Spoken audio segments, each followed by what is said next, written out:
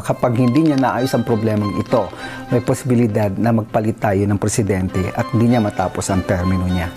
Dapat parurusahan niya talaga. Okay. Yun yung nakikita sa card. Actually, may isa pang scandal na lalabas. Abangan niyo pa. Politics, di ba? Magkakaroon naman ng justice dito sa kasi ang presidente, ang presidente hindi papayag na walang maparusahan. So ang inaano na lang talaga, hinihintay na lang niya muna talaga yung outcome ng investigasyon. So ang mangyayari rito, hindi papayag ang presidente na wala talagang maparusahan. Okay. May mangyayari sa investigation. Yun ang tanong ng tao may mangyayari kaya? O mauulit lang yun lilipas?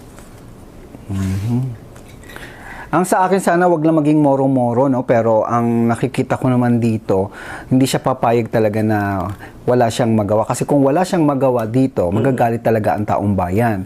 Dito maipapakita niya ang totoong pagiging presidente niya kung talagang karapat-dapat siyang maging leader ng bansang ito na wala siyang papanigan. So wala siyang sasantuin kahit kamag-anak niya?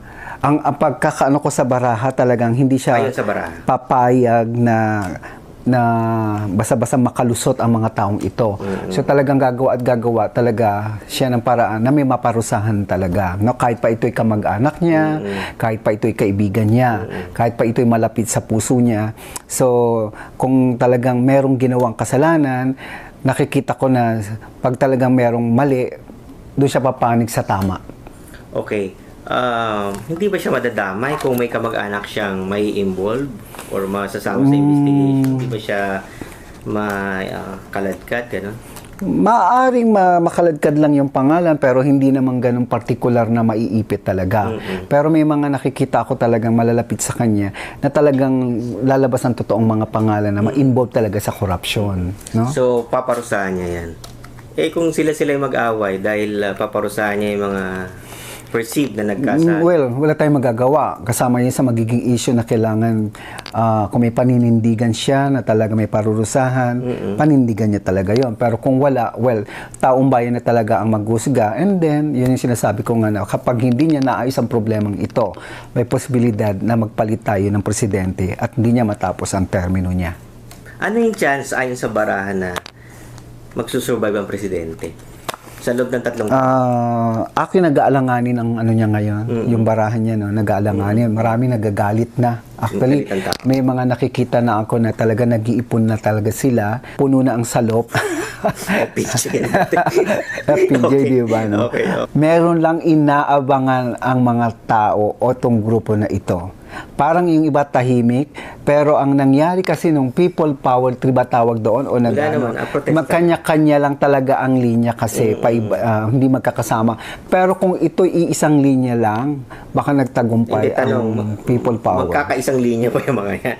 Kung total, nandun naman na tayo sa usapan na to.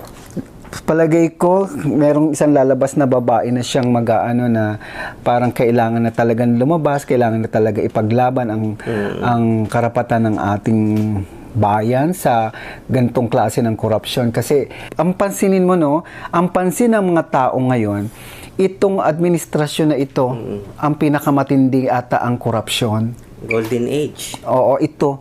Sa lahat ng naging yung mga presidenteng naupo, di ba? Hindi ganito katalamak.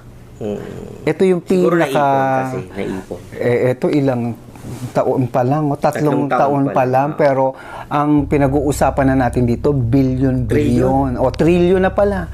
So, di ba, trillion. Kasi ipunin mo yung billion. Kumbaga parang saan napunta nga talaga ang pera ng bayan? Dapat ito napagawa na lang ng ospital.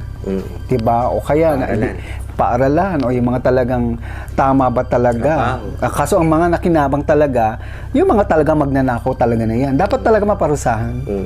So tingin mo may mapaparusahan? May dapat magkaroon talaga. Pag hindi wala, ay wala. Kasi sabi mo dapat anong sabi ng barahan? Kasi ganun-ganun pa ang labo. Atras-abante. Atras-abante. Sana hindi walang lumabas na awa. Sana wag paikot-ikot kasi ayan yung mga ebidensya. Ang nakakaano lang dito, nakikita na, lumabas na, ayan ang ebidensya, nakita na sa video, na interview na. Pero ang naano ko, bakit pinatatagal, pinatatagal pa, ikot-ikot, parang moro-moro. Meron, papayag kaya ang tao niya na kalimutan na lang. Hindi, Baraha.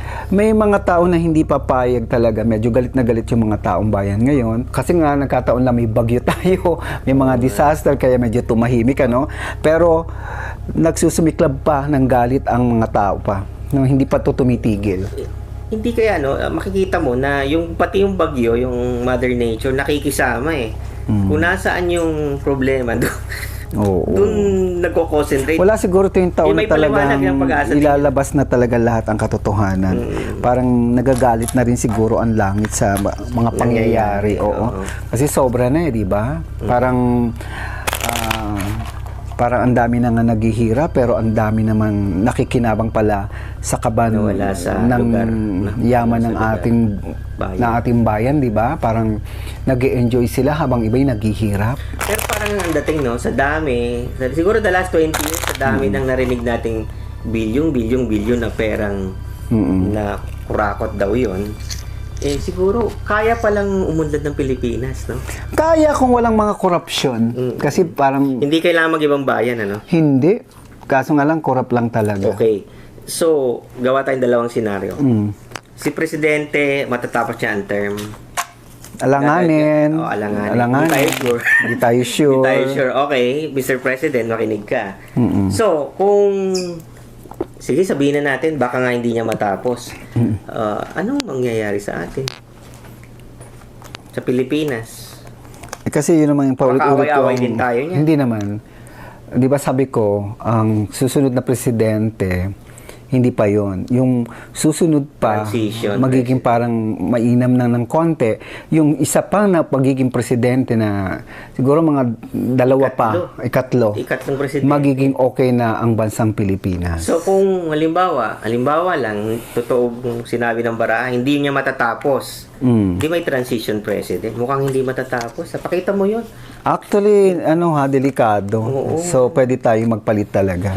Kapag hindi naayos talaga ni BBM o ng ating presidente ang problemang ito. Mr. President, so, listen. Pwede siyang mawala talaga sa kanyang kinaupuan. Makukulong ba siya kung sakali? Presidente? Hindi naman. Pero may mga senator akong nakikitang maaring mapakulong niya. Oo. Talking about senators, na-involve sila Chis Escudero, Binay, Villanueva, Jinggoy Estrada, pati si Grace po sabi niya lahat daw ng senador nag-insert. Lalawak pa ba yung involvement or iskandalo sa mga senador, mga congressman, mga politiko? Meron pang mga mga iskandalo. Madadamay ba si Grace po? Makakaladkad. Actually nga, pangalan nga ni Vilma Santos, naririnig ko, baka makaladkad. Pero sana hindi mangyari. Okay. Anong destiny ni Secretary Ralph Recto? Kasi finance-secretary siya, so medyo magkakaroon din siya ng issue rito. So, maaari siyang mapatawag din sa House of Senate. Nagtataka ko, tahimik siya yung taga-kolekta ng tax. So, dapat mahal niya yung tax na kinakolekta. Pero yung kinakolektang tax... Basta marami pang mai-involve, marami pang tatanungin, isa-isahin talaga. Pero sana huwag lumabas na moro-moro lang. Tingin mo ba, moro-moro? Ay, naku, ba't pinatatagal ko? Ayan ang lahat ng ebidensya. Pero kasi ganun. Pero sabi naman, in fairness sa NBI, sasampahan daw ng malversation cases. Yung mga contractor, sila Diskaya, kasama nga sila Chis, si Binay. Di sana gawin nila. Oo, mukha naman gagawin naman. Makukulong silang lahat. May nakikita ko mga kaso. May lumabas na hint na parang aaresto si Senator Bato. Maaaresto ba siya ng ICC? Ito'y napapag-usapan lang po. Pwede, pero baka next year. Relax pa siya hanggang next year. Okay. Ano matitira sa Senado kung lahat sila makukulong? Hindi naman, may matitira. Pero may mga bagay na parang hindi ko alam kung 5 or 6 sa senator ang maaaring ma-involved. Yun yung nakikita ko rito. Sabi ba ng card, guilty sila o napagdudahan lang? Merong iba guilty talaga. Okay. How about Congress? Si Congressman Saldico, matunog na matunog.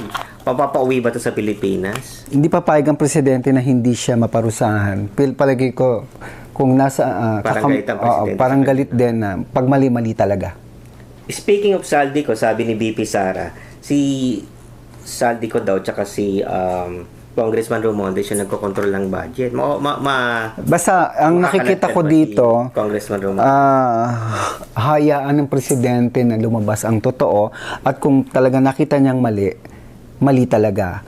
Talagang, kung talagang dapat parusahan, parurusahan niya talaga. Okay. Yun yung nakikita sa card. What about dun sa mga susunod na rally? Mas maging maras ba? Mas mapayapa ba? Kasi di natin gusto yung nangyari last time sa Maynila, no? Mas maingay ang susunod Mas maingay. O watch. na people power. Okay, watch, no?